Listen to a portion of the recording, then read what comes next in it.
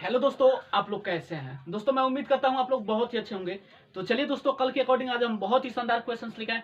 Question number हमारा है दोस्तों 34 का दूसरा। ठीक है, कल तक हुआ था दोस्तों 34 का पहला तक, लेकिन आज हम लोग देखेंगे 34 का दूसरा। ये दोस्तों आज लास्ट क्वेश्चन है, आज खत्म हो जाएगा। ठीक है, इसके बाद से बचेगा इसका चैप्टर विविध पर्सनालिटी। ठीक है, उसके बाद से विविध पर्सनालिटी चलेगा, उसमें लगभग हमें लगता है 17-18 क्वेश्चन है। ठीक है, तो उसको हम लोग 3 से 4 वीडियो में कवर अप कर पाएंगे। ठीक है, चलिए ध्यान दीजिए। आइए दोस्तों, फाइनली हम क्वेश्चन की तरफ पहुंच चुके हैं। क्वेश्चन नंबर 34 का दूसरा क्या कह रहा है, जरा ध्यान दीजिए। कह रहा है कि इस नहर के एक तट पर एक टीवी टावर ऊर्ध्वाधर खड़ा है।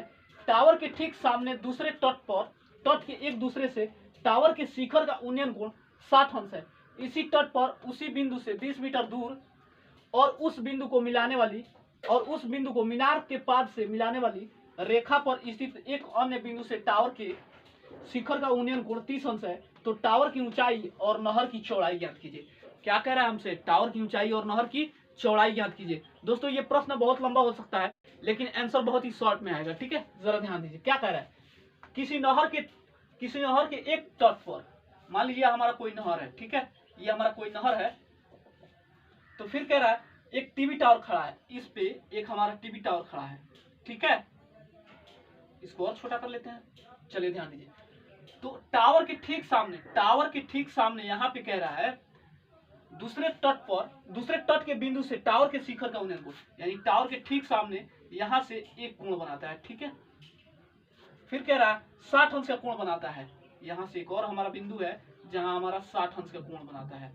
ठीक है, तो क्या कह रहा है, तट पर उसी बिंदु से 20 मीटर की दूरी पर, यहाँ से यहाँ तक की दूरी, यहाँ इस बिंदु और इस बिंदु की दूरी कितनी मीटर है, 20 मीटर की दूरी पे। ठीक है, तो फिर कह रहा है और उस बिंदु को मीनार के पाद से, और इस बिंदु के मीनार के पाद से, यहाँ ध्यान दीजिए, इस बिंदु से मीनार के पाद से मिलाने वाली रेखा पर स्थित एक अन्य बिंदु के टावर के शिखर का उन्नयन कोण, यहाँ से शिखर का उन्नयन कोण एक और 30 अंश का बनाता है। ठीक है, 30 अंश का है। तो टावर की ऊंचाई, यानी इस टावर की ऊंचाई पूछ रहा है, और क्या कह रहा है, नहर की चौड़ाई, इस नहर की चौड़ाई पूछ रहा है, यहाँ से लेके यहाँ तक की चौड़ाई। ठीक है, तो टावर की ऊंचाई हम x मान लेते हैं। ठीक है, और नहर की चौड़ाई हम कितना मान लेते हैं, y मान लीजिए। ठीक है, चलिए ध्यान दीजिए, इसका नाम रख लेते हैं A B C और ये हो जाएगा D। अब यहाँ ध्यान दीजिए, लंब बटा आधार, पहले 10 60 अंश को लेंगे। लंब बटा आधार किसका मान होता है, 10 60 अंश का। ठीक है, जरा ध्यान दीजिए। तो ये हो जाएगा हमारा 10 थीटा इक्वल टू लंब बटा आधार होता है, आप तो जानते ही हैं, होता है ना। चलिए 10 60 अंश लीजिए, तो ये हो जाता है 10 60 अंश। लंब देख लीजिए कितना है, हमारा लंब है BD, कितना है CD है, सॉरी CD अपान आधार कितना है हमारा BC है। ठीक है, तो ये हो जाएगा BC अपान, यहाँ ध्यान दीजिए 10 60 अंश का मान क्या होता है, √3 होता है, इक्वल टू CD का मान कितना दिया है X, BD का मान कितना दिया है Y। ठीक है, अब इसका हर एक लेके बाई क्रॉस मल्टीप्लिकेशन कर देते हैं। बाई क्रॉस मल्टीप्लिकेशन का मतलब तिरछा तिरछी गुणा होता है। ठीक है, तो इसका इसमें गुणा करते हैं, इसका इसमें गुणा करते हैं। ठीक है, तो ये हो जाएगा √3y इक्वल टू x। अब y का मान लाना है ना, नहर की चौड़ाई, तो यहाँ ध्यान दीजिए, तो ये हो जाता है y इक्वल टू x अपान √3। ये इधर गुणा है, इधर आएगा भाग बन जाएगा, इक्वेशन नंबर 1। अब 10 30 अंश को लीजिए, तो ये हो जाता है 10 30 अंश इक्वल टू लंब बटा आधार होता है ना।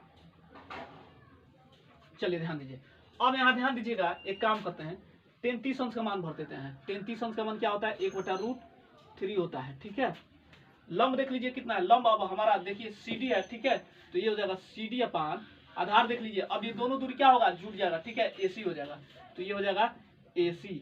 तो √1 अपान √3 इक्वल टू CD का मान कितना दिया है X, और AC का मान कितना दिया है 20 + Y हो जाएगा। ठीक है, यहाँ ध्यान दीजिए 20 + Y। ठीक है, अब इसका बाई क्रॉस मल्टीप्लिकेशन कर देते हैं, मतलब तिरछा तिरछी गुणा। तो इसका गुणा इसमें करते हैं, फिर इसका गुणा इसमें, तो इसका गुणा इसमें कीजिए, तो ये हो जाएगा √3x इक्वल टू 20 + y। ठीक है, एक काम करते हैं, y का मान भर दे क्या, चलिए y का मान भर देते हैं। इक्वेशन नंबर 1 पे देखिए, y का मान कितना है, x अपान √3 है ना, तो x अपान √3, तो यहाँ ध्यान दीजिएगा √3x इक्वल टू 20 + y का मान कितना है, x अपान √3। ठीक है, ये 3 है, ध्यान दीजिए। अब हम क्या करेंगे, यहाँ देखिए इधर प्लस है, इधर भेज दीजिए इसको माइनस में। ठीक है, तो ये हो जाएगा √3x माइनस, ये माइनस हो जाएगा ना, तो x अपान √3। ठीक है, इक्वल टू 20। अब हम क्या करेंगे, इसका हर एक लेके बाई क्रॉस हम मल्टीप्लिकेशन कर देंगे। ठीक है, जरा ध्यान दीजिए। तो पहले एलसीएम ले लीजिए। एलसीएम क्या बनेगा हमारा, √3 बनेगा। अब यहाँ ध्यान दीजिए, √3 एक नंबर √3 से √3 कैंसिल, तो 1 3 बचेगा x। ठीक है, माइनस √3 से √3 कैंसिल, x बचेगा। ठीक है, इक्वल टू 20। ध्यान दीजिए, अब इसको हम माइनस कर देते हैं। क्यों, देखिए 3x में से x माइनस जाएगा, कितना होगा 2x। तो यहाँ ध्यान दीजिए, ये हो जाएगा 2x अपान √3। ठीक है, इक्वल टू 20। अब यहाँ ध्यान दीजिए, अब एक काम करते हैं, इसका हर एक लेके बाई क्रॉस मल्टीप्लिकेशन कर देते हैं। सबसे सिंपल है यार, ध्यान दीजिएगा। तो इसका बाई क्रॉस मल्टीप्लिकेशन करते हैं, तो ये हो जाता है 2x इक्वल टू, ये आएगा इधर गुना हो जाएगा, तो ये हो जाएगा 20√3।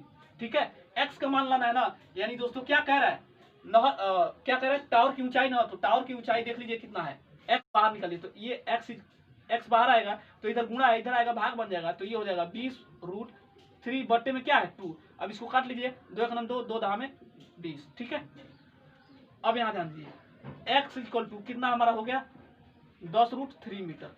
यानी दोस्तों टावर की ऊंचाई कितनी है, टावर की ऊंचाई हमारी x इक्वल टू कितना माना है, x का मान तो 10√3 मीटर। ठीक है, अब क्या कर रहा है, नहर की चौड़ाई ना, नहर की चौड़ाई ज्ञात कीजिए। तो यहाँ ध्यान दीजिएगा, नहर की चौड़ाई यहाँ लिखेंगे, नहर की चौड़ाई। ठीक है, इक्वेशन नंबर 1 पे देखिए, y का मान कितना आया, y का मान हमारा आया है y इक्वल टू x अपान √3। एक काम करते हैं, x का मान भर देते हैं यहाँ पे। x का मान कितना आया है, यानी दोस्तों नहर की यानी दोस्तों टावर की ऊंचाई है ना, तो यहाँ ध्यान दीजिएगा y इक्वल टू x का मान कितना आया है 10√3 ना, 10√3 बटे में √3, तो √3 से √3 कैंसिल, क्या बचा हमारा 10 मीटर। ठीक है, ये हमारा क्या है, किसकी ऊंचाई है, नहर की चौड़ाई है। ठीक है, तो चलिए दोस्तों हम इसका नेक्स्ट क्वेश्चन देखते हैं, क्वेश्चन नंबर 35 क्या कह रहा है। आइए दोस्तों, फाइनली हम क्वेश्चन की तरफ पहुंच चुके हैं। क्वेश्चन नंबर 35 हमारा क्या कह रहा है, जरा ध्यान दीजिए। कह रहा है किसी मीनार के आधार से गुजरने वाली सरल रेखा पर ए और बी दूरियों पर स्थित क्रमशः 2 बिंदुओं P और Q से मीनार की शीर्ष का उन्नयन कोण पूरक है, मीनार के शीर्ष का उन्नयन कोण पूरक है, तो सिद्ध कीजिए कि मीनार की ऊंचाई रूट में AB है। ठीक है, तो हमें क्या सिद्ध करना है, हमें सिद्ध करना है रूट में AB है कि नहीं है। ठीक है, सबसे पहले क्या करेंगे, एक डायग्राम बनाएंगे। ठीक है, तो ध्यान दीजिए, क्या करें, किसी मीनार के आधार से, मान लीजिए हमारा कोई मीनार है। ठीक है, ये हमारा कोई मीनार है, इसके आधार से सरल रेखा पर AB, यहाँ से मान लीजिए हमारा कोई सरल रेखा है।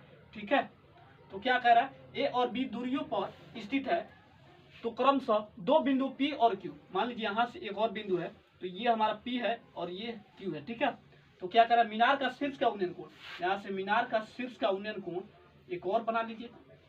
ठीक है, उन्नयन कोण पूरक है, पूरक का मतलब क्या होता है 90 डिग्री। ठीक है, पूरक का मतलब क्या होता है 90 डिग्री, यहाँ ध्यान दीजिए। तो सिद्ध कीजिए कि मीनार की ऊंचाई रूट में AB है कि नहीं, यही पूछ रहा है। ठीक है, तो इसे दोस्तों हम x मान लेते हैं, मीनार की ऊंचाई x मान लेते हैं। तो यहाँ से यहाँ तक दूरी कितनी है A, और ये हो जाएगा हमारा B, यहाँ से यहाँ तक की दूरी B है। ठीक है, ध्यान दीजिए। अब हम क्या करेंगे, जरा ध्यान दीजिएगा, इसका नाम P और Q हो गया, तो इसको R रख लीजिए, इसको S रख लीजिए। ठीक है, अब एक चीज ध्यान रखना, जब ये थीटा होगा दोस्तों, यहाँ जब थीटा होगा तो ये कौन सा कोण होगा, 90 माइनस थीटा होगा, जाहिर सी बात है, होगा ना। ध्यान दीजिए, अब हम क्या करेंगे, टेन थीटा लंब बटा आधार, टेन को पहले लेंगे लंब बटा आधार। ठीक है, तो ये हो जाएगा टेन थीटा इक्वल टू लंब बटा आधार होता है, आप तो ऐसे ही जानते हैं। ठीक, तो टेन थीटा के जगह पे ध्यान दीजिए 90 माइनस थीटा है ना, तो ये हो जाएगा 90 माइनस थीटा इक्वल टू लंब देख लीजिए कितना है, लंब हमारा RS है, तो ये हो जाएगा RS अपान आधार देख लीजिए कितना है, RS हमारा QR है। ठीक है, तो ये होता है QR। तो टेन 90 माइनस थीटा क्या होता है, कॉट थीटा होता है, क्या होता है कॉट थीटा। तो ये हो जाएगा cot theta equal to RS का मान कितना है, x माने हैं, और QR का मान कितना है, B है। ठीक है, B। तो इक्वेशन नंबर हमारा 1 हो गया। ठीक है, अब हम क्या करेंगे, छोटे वाले को लेंगे, यानी लंब बटा आधार थीटा को लेंगे। ठीक है, तो यहाँ ध्यान दीजिए, तो ये होता है टेन थीटा इक्वल टू लंब बटा आधार। ठीक है, तो टेन थीटा, ठीक है, इक्वल टू लंब देख लीजिए हमारा कितना है, RS है ना, तो ये हो जाएगा RS अपान आधार कितना है, अब आधार ये लेंगे। ठीक है, तो हमारा PR हो जाएगा। ठीक है, तो ये हो जाएगा PR। तो यहाँ tan theta equal to RS का मान कितना है, x है, और PR का मान कितना है, A है ना, तो ये हो जाएगा A। Equation number 2। अब यहाँ लिखेंगे, जरा ध्यान दीजिएगा, अब यहाँ लिखेंगे समीकरण 1 व समीकरण 2 से गुणा करने पर, ठीक है। समीकरण 1 व समीकरण 2 से गुणा करने पे जरा ध्यान दीजिए। समीकरण नंबर 1 क्या है? समीकरण नंबर 1 है cot थीटा इंटू समीकरण नंबर 2 क्या है?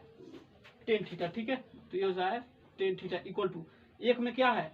एक्स अपान बी है, ठीक है, इंटू दूसरे में क्या है? एक्स अपान ए है, ठीक है। अब cot theta into tan theta क्या होता है? एक होता है। इसका फार्मूला याद रखिएगा, cot theta into tan theta एक होता है, ठीक है। तो ये हो जाएगा एक इक्वल टू, अब गुणा में क्या होता है? ऊपर का ऊपर और नीचे का नीचे, तो गुणा कीजिए, एक्स स्क्वायर हो जाएगा ये बटे में ए बी हो जाएगा। अब इसका बाई क्रॉस मल्टीप्लिकेशन करते हैं हर एक लेके, तो ये हो जाएगा x square equal to A B, और आप जानते हैं यहाँ वर्ग दिया है। अब और आप जानते हैं वर्ग जाता है वर्गमूल बन जाता है, क्या होता है? वर्ग जाता है वर्गमूल बन जाता है। तो एक्स इक्वल टू ये हो जाएगा रूट में ए बी मीटर। यानी दोस्तों क्या पूछ रहा है? इसकी ऊंचाई पूछ रहा है ना मीनार की, तो मीनार की ऊंचाई एक्स का मान कितना आ गया हमारा? रूट में ए बी, ठीक है, मीटर,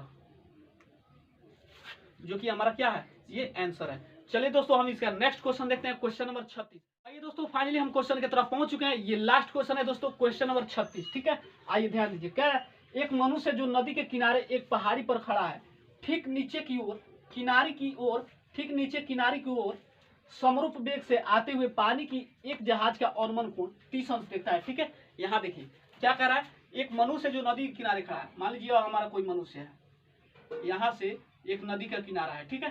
तो क्या कह रहा है? खड़ा है ठीक नीचे की ओर, यहाँ से यहाँ तक ठीक नीचे की ओर समरूप वेग से आते हुए पानी का जहाज, मान लीजिए यहाँ से पानी का जहाज आते हुए, ठीक है, उसका अवनमन कोण 30 अंश देखता है। ध्यान दीजिएगा, यहाँ से इसका अवनमन कोण जब देखता है तो 30 अंश होता है, ठीक है। फिर कह रहा है यदि 6 मिनट बाद यह अवनमन कोण 60 अंश होता है। मान लीजिए जहाज यहाँ से यहाँ तक आ गया, ठीक है, 6 मिनट बाद, तो ये हो जाता है 6।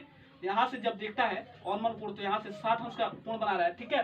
तो जहाज अपनी पहली स्थिति से, जहाज यहाँ से पहली स्थिति से किनारे तक पहुंचने में कितना समय लगाएगा? यहाँ तक, यानी यहाँ तक किनारे तक पहुंचने में कितना समय लगाएगा? जरा ध्यान दीजिए।